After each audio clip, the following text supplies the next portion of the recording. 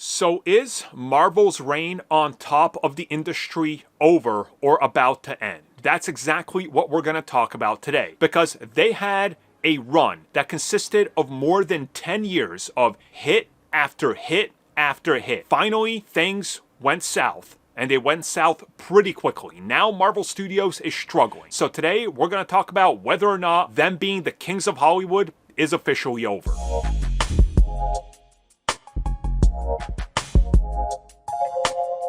It's impossible to deny the success that Marvel Studios found from the ground up, fighting from a scrappy little independent studio that nobody would want to fund or support, to becoming the biggest juggernaut in Hollywood in 5 years and maintaining that for another decade. But as with anything, as with any great empire, as with pretty much everything we've seen in entertainment, you can fall and never recover. So in this video, we're talking about Marvel's outlook. And for this, we got to go all the way back to the beginning. Marvel Comics, before Marvel. We got to go to Timely. We just got to look at the entire history. So if you guys aren't aware, Marvel has always had problems. From the very early days of Marvel Comics, they were always fighting a hard-fought battle to stay afloat. In the late 80s, the 90s, and the early 2000s, there is 12 different instances of when Marvel was almost about to be bankrupt and literally be bought out. And they would license out characters for sometimes $75,000 to just stay afloat. This is how characters ended up being locked away. Ghost Rider and Spider-Man to Sony, the Fantastic Four, and others like Blade to their rival studios and everything like that. It was a hard time for Marvel. And in the mid-2000s, they found success with some of these licensed films, and they were producing merchandise on them, which helped them to stay afloat. But they've always had their back up against the wall. When Marvel Studios began, when they really took off, it was different. There was something special. And Iron Man hit at this perfect moment with the combination of a film like Transformers releasing alongside of it that changed perception of CG being used in movies. And at that time, a fully CG created character being augmented onto a couple things was still a new concept. Now it's how everything is done. But at that time, you were melding practical and CG seamlessly, and you got results like Iron Man 1 and even Transformers 1. And you see a lot of people now say, why have special effects gotten so much worse over the course of the last 15 years? And they use Iron Man 1 and Transformers and Captain America and The Dark Knight. And the reason is, at that time, you had 3 blockbusters a year working with 3 studios. Now you have 20 blockbusters a year working with 5 studios that are all stretched too thin. So corners are being cut. And corners are being cut in every regard, everywhere, including Marvel. When it's script writing, when it's testing audiences, they don't do it anymore. They got hubris. Their hubris got too big. And they find themselves backed up against the wall, and now they're in trouble. And people just keep asking. It's one of the most requested topics, honestly. And it blows my mind because people just want to hear me talk about it, Is it over for Marvel? Is there success? Is Marvel Studios' success on top over? I gotta say no. Not from a fanboy perspective, but from a analytical perspective, looking at everything I have at my disposal. Box office, the buzz online, the impressions, the search impressions, the action figure sales, the interest in relation to video games. And of course, the reviews are important, and that's also brought in, but it's the bigger picture. And the way I look at it, the last 2 phases since Endgame have essentially been phase 1 over again. You got hits, and you got flops. And they're trying to find their footing again. And they're hoping that by the time Doomsday and Secret Wars, especially Secret Wars, is over, that their new footing is a new, coherent, one universe, Marvel universe, where now we got the X-Men. And if it's received well enough and makes bank, we got Fantastic Four. And we got Spider-Man, and he's getting another 3 films. And we got more Avengers films. But there is always competition, and people are going to compete with them.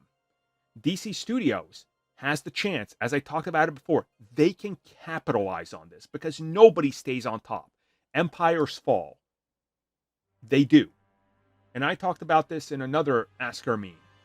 You know, you look at how video game consoles have sold throughout history. Nintendo is a prime example of they're on top right now with the Switch. But the generation before that, the Wii U was a death nail for Nintendo.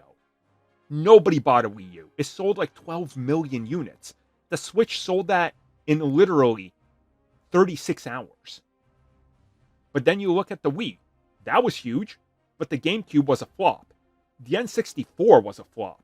The Super Nintendo was successful, but it was still beat by Sega Genesis. Because of competition. You can always come back around. And I think Marvel will find their footing. And I think DC Studios is going to put the pressure on them.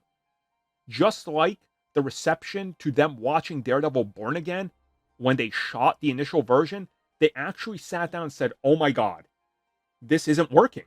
This doesn't work. What do we do? And then they course corrected. They said, you know what? Instead of making all those old shows not canon, make it canon. People keep asking for it. Instead of recasting some of these actors and going in a new direction, you know what? Bring back all the old actors in the same roles. Marvel listened.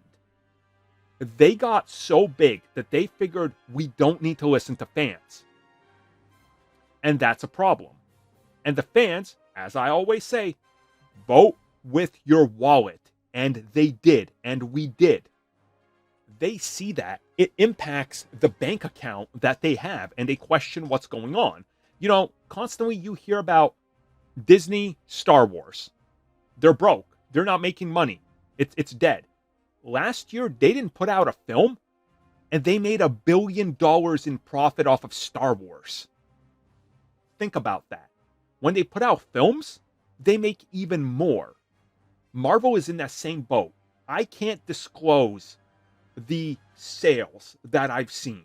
And you guys know, ever since CBC began, I've had access to sales data that people were always like, that's not right. And then finally somebody reports it, and people are like, okay, you were right. I promise you, Marvel's worst selling merchandise project, and I'm not going to say which one,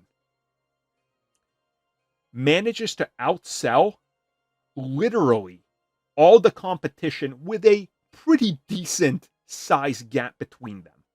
And the lucrative part of all these films is merchandise. We know this. It doesn't matter that they made $2.7 billion off of Endgame, because they made way more off of merchandise. If you guys saw those numbers, you would actually think somebody screwed up putting that number out there for how much merchandise they sold for each Avengers film. It is astonishing. So I don't think it's over for Marvel. They are right now in a Nintendo position or a Sony position where they were trying and it didn't work. A change didn't work, you know, and now they're pivoting. And look at what happened with others that tried that, you know. There's companies that didn't succeed, like Microsoft. They're now everywhere. They're a third-party publisher. That's like the DCEU. They threw in the towel and said, you know what, screw it, it's over for us. Marvel would have to have about a dozen misses in a row between TV and film to actually start losing money. And even then, the merch would still make money. So I don't think it's over for them. They're just in a stage where they got to course correct. And a course correction is happening. thank you for checking out that video, and thank you for your continued support. Feel free to like, share, subscribe, do whatever you will, and if you're so inclined and would like some additional content from us, which includes unfiltered content and bonus discussions, we do offer exclusively in our member section. We hope to see you there. So thank you for watching, and have a good one.